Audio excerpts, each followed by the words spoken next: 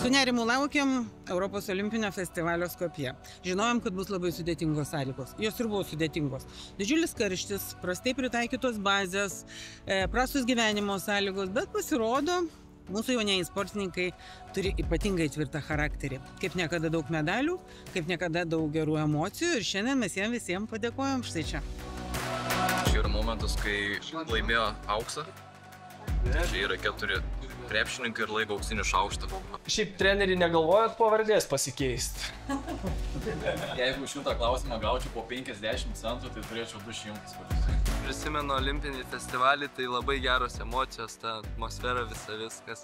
Stengiamės draugiškai, manau, gyventi, visada vienas kitą palaikyti. Aišku, dar ta motyvacija po žygio laimėjimo davė man motyvacijos, tada kai aš laimėjau, turbūt davė daug motyvacijos ir Majai.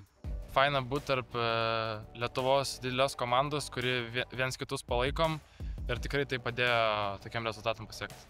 O dabar jau liko tik tai tie patys smagiausi prisiminimai, kaip ir ko gero kiekvienam iššūkį gyvenime būna, kad kol eini pro tai atrodo sunku, kaip ir minėjot, karšta, tas oras, negailestingas sąlygos, ne pačios geriausios, vadinkim tiesiai šviesiai, bet dabar jau liko tik tai tikrai žiauriai smagus prisiminimas. Galėčiau pasakyti drąsiai, kad čia yra pats svarbiausias laimėjimas iš visų mūsų istorijai.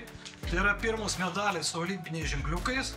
Iš vis labai smagus procesas, galiu pasakyti, kad tikrai susibendravom ir mes trenerių, tas stafas vadinamas, tikrai tapom tokia šeima. Visi pripratom vieni prie kitų, neržinom vieni kitų ir manau tai ir buvo vienas tų pagrindinių aspektų, kad sugebėjom kartu nužygiuoti visą tą kelią. Tai kai darbas teikia malonumą ir tas darbas tampa daug lengvesnis ir jisai kažkaip va taip gerai išvirsta ir gerai pavyksta.